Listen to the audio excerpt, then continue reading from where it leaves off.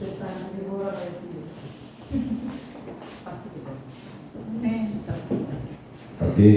salam. Apa kabar? Bersemangat semuanya. Wah, yalah tentunya firman yang selalu baru. Oke, apakah sepanjang minggu ini kau sudah belajar membalikkan keadaan? Yes. Amin. Amin. Sudahkah kau membalikkan keadaan? Yes. Karena kita telah diberi kuasa oleh Tuhan untuk membalikkan keadaan. Yes. Engkau bukan dijajah oleh keadaan. Ya. Engkau bukan dijajah oleh keadaan. Ya. Yes. Kok nggak ada suaranya? Ya. Ya. Halo. Halo. Ya. Saya. Kau atau diam karena dijajah keadaan? Ya? Tidak ya. Haleluya. Ya. Engkau bukan dijajah oleh keadaan yang kau alami, tapi kau bisa membalikannya. Kita sudah mendengar minggu lalu bagaimana Daud membalikkan keadaan. Amin. Iya, ternyata ada kuasa untuk membalikkan keadaan. Apakah engkau sudah menghidupinya? Apakah engkau sudah menghidupinya? Bahwa keadaan sekitarmu tidak bisa menguasaimu. Nah, itu sangat dahsyat. Iya benar. Di luar sana banyak orang yang ditekan oleh keadaan, ditekan oleh situasi di sekitarnya. Ya.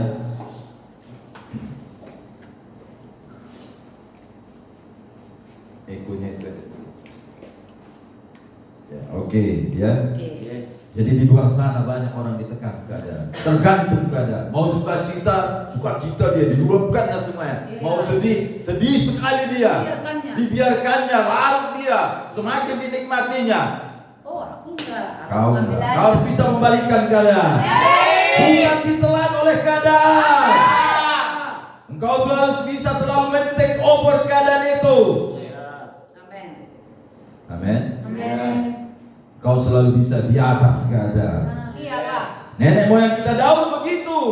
Ya. Siapa yang di sini yang pernah mengalami seperti apa yang dialami Daud? Belumlah. Hah? Masih jauh kali tuh. Gak ada ya? Yang keluarganya ditawan, dia mau dilempari, iya kan? Tapi ini dikisahkan supaya kepada kita, supaya kita juga punya iman untuk bangkit, untuk membalikkan keadaan seperti Daud. Apapun keadaan kita, berikan tepuk tangan kepada Tuhan kita. Ya, karena kau diubahkan oleh firman, kau diubahkan oleh kebenaran, karena kau mendengar dan melakukan. Karena orang yang bijaksana seperti di kitab Matius, mendengar dan melakukan. Amin. Datang banjir, datang topan, rumah yang dibangunnya dengan kebijaksanaan itu tetap berdiri. Katakan amin. Apakah engkau orang yang bijaksana? Orang yang mendengar dan menghidupi? Kau akan bisa membalikkan keadaan. Kau bisa membalikkan keadaan. Kita sudah diberi cara-caranya, strateginya. Amin. Bagaimana Daud menguatkan kepercayaannya? Ya, jadi caranya kuatkan kepercayaannya. Mungkin keadaan kita tidak semalang Daud, tetapi ayah percaya bahwa kita semua pasti punya keadaan-keadaan yang harus kita balikkan. Haleluya. Semua orang punya keadaan-keadaan yang harus dibalikkan. Ya. Harus kau take over. Amin. Amin. Ya. Dengan firman Tuhan kemarin, kau akan lebih kuat. Amin. Kau akan lebih mulia. Kau akan lebih berkuasa. Karena sudah dipikirkan bagaimana strateginya, caranya menguatkan kepercayaan. Haleluya.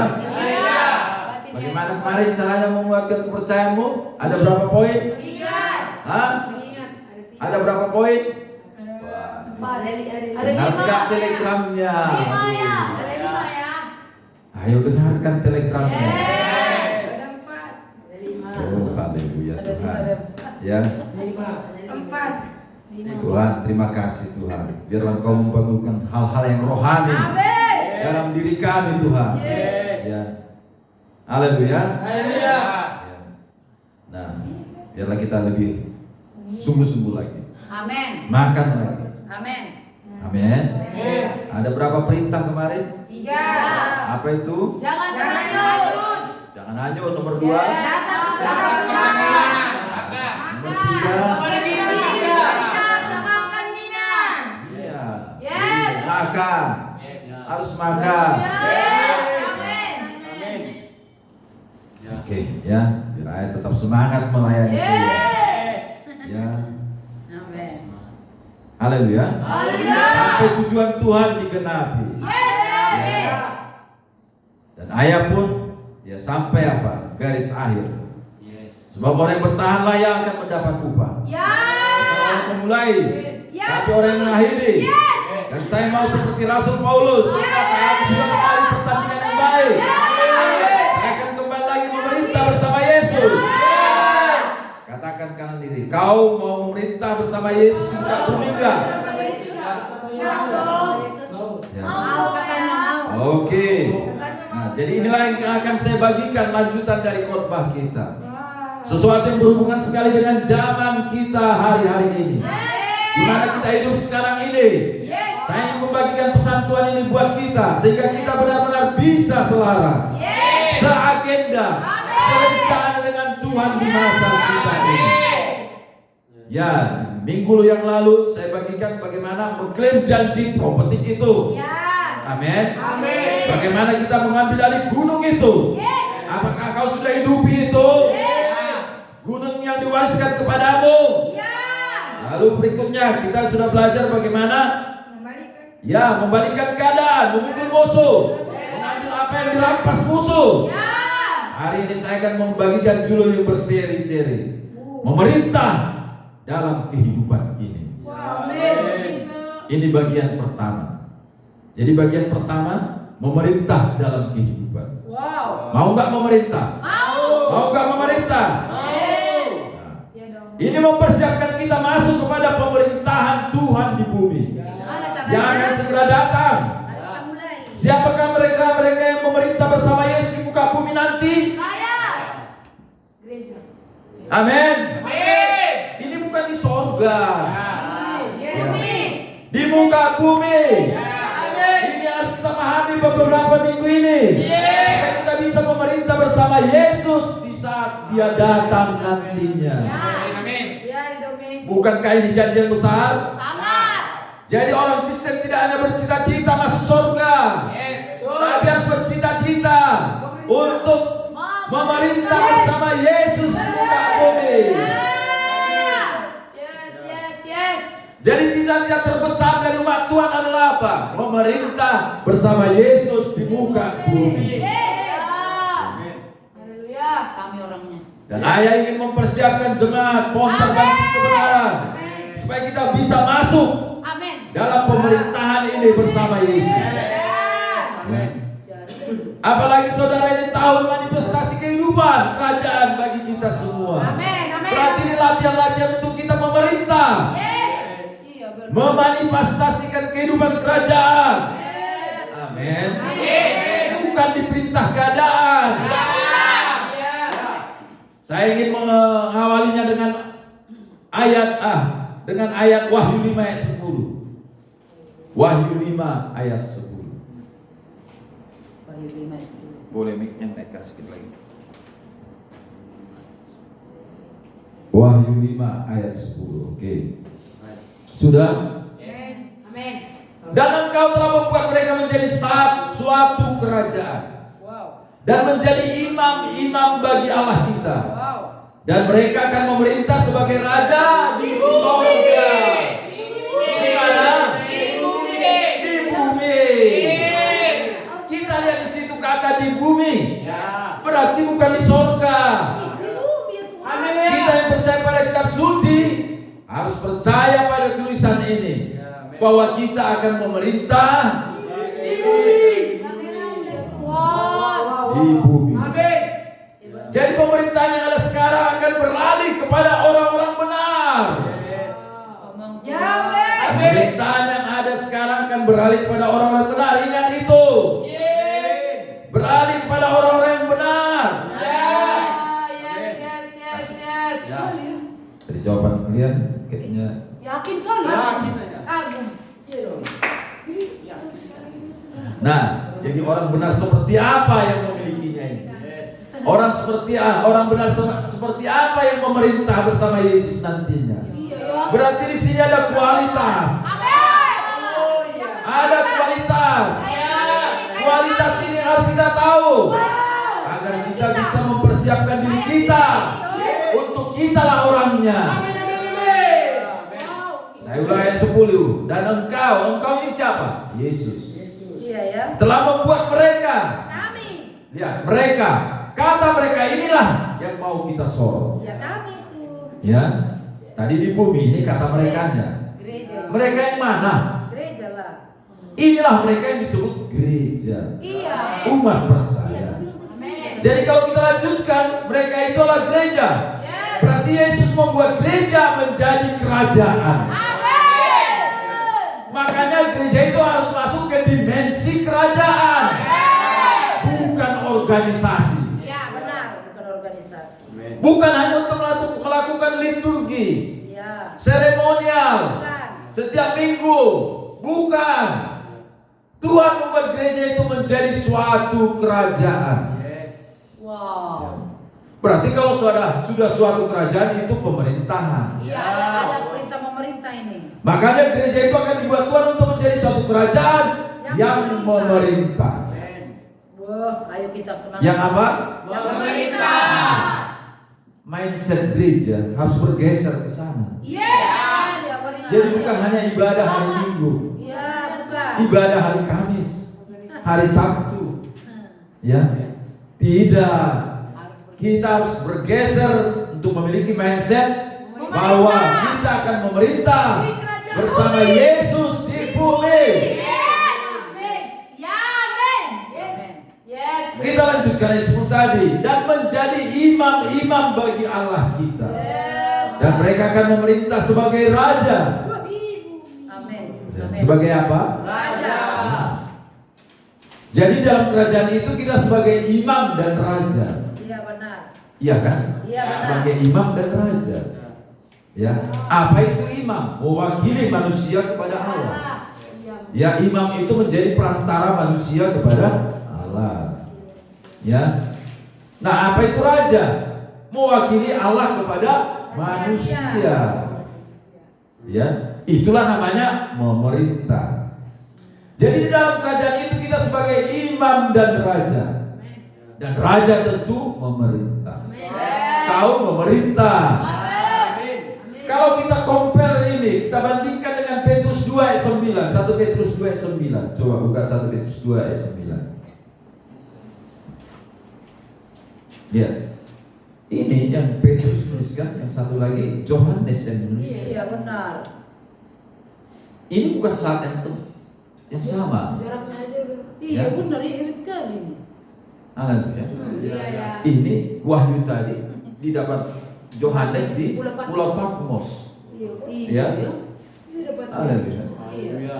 Dan setelah mereka berserah, kemungkinan besar mereka nggak jumpa lagi. Tapi lihatlah ini. Iya sama. Ya, bisa kita bandingkan 1 Petrus 2:9.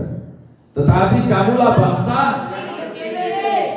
Ini bukan bangsa lahiriah seperti yang ada sekarang ini. Tetapi ini satu kelompok. Iya. Ya. Yaitu bangsa yang dibangun Tuhan. Bukan bangsa yang seperti sekarang. Iya. Bangsa inilah kita. Yaitu apa? Gereja. Imamat dan raja. Imam dan raja. Kalau kita cuma segini. Kita ini sudah suatu bangsa. Namanya apa? Bangsa yang terpilih. Lanjutkan di situ apa? Imamat yang raja. Imam dan raja. Ingat Wahyu tadi? Iya. Sama kan? Bangsa yang kudus. Jadi bangsa kita ini bangsa yang berbeda dari bangsa-bangsa yang ada di sekitar kita ini. Kita dipilih, kita dibangun menjadi apa? Miliknya. Miliknya, apa kata? Umat kepunyaan Allah. Supaya apa? Supaya kamu memberitakan memberitakan. Nah, inilah tugas dan tujuannya. Yes. Memberitakan perbuatan-perbuatan yang besar dari Dia yang telah memanggil kamu dari kegelapan kepada terangnya yang itulah yang saya sebut tadi, imamat yang Iya raja. ya. Imam dan raja. Kita kembali ke Wahyu 5 ayat 10. Wahyu 5 ayat 10. Iya, makin hebat lah kita ini. Amin. Jadi dari ayat ini kita harus semakin yakin, semakin kuat bahwa akan datang harinya, akan datang masanya. Firman ini digenapi bahwa orang-orang benar akan memerintah di muka bumi. Iya. Dari Wahyu 5 ayat 10 tadi baca, dan engkau telah membuat mereka Jadi suatu kerajaan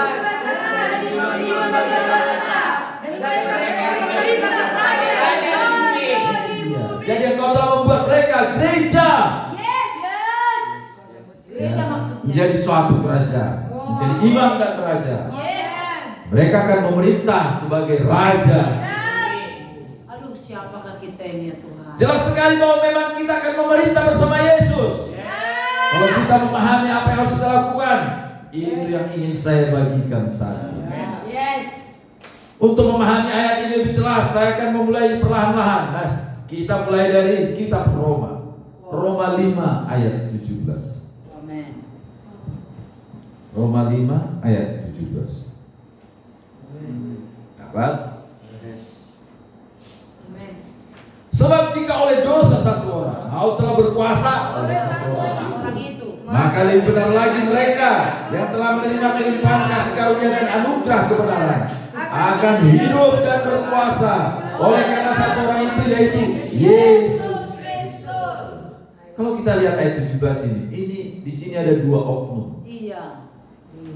Yang pertama adalah Adam, ya. Kedua. Ya, yang kedua adalah Yesus Kristus. Ya. Oh, Adam, ya. Oleh satu orang itu bicaranya Adam. Ya. Siap. Dan orang lain di sini yaitu Yesus. Persekutuan dengan Adam membawa kita dikuasai maut. Karena dosa sampai ke kita oleh persekutuan dengan Adam. Iya. Oleh dosa satu orang, Ya. yaitu Adam, maut telah berkuasa oleh satu orang itu. Ya. Menjalar oleh apa? Persekutuan dengan Adam. Oh. Ya. Jadi kena kita ya kemarin. Secara singkat saya ingin bagikan sebelum kita lanjutkan. Apa itu maut? Ya. Perlu kita pelajari. Tapi selanjutnya tadi oleh satu orang, yaitu Yesus, yaitu Kristus. Kita hidup dan Berkuasa. Ya, berkuasa. halo. Berkuasa. Kita hidup dan Dan berkuasa. berkuasa. Amin. Atau menyembah dulu lagi kita. Hah? Semangat kami. Oh, semangat, amin. Ya. Serius Oke. Serius ya kita cari maut Ya. apa? Oke, saya akan membagikan dulu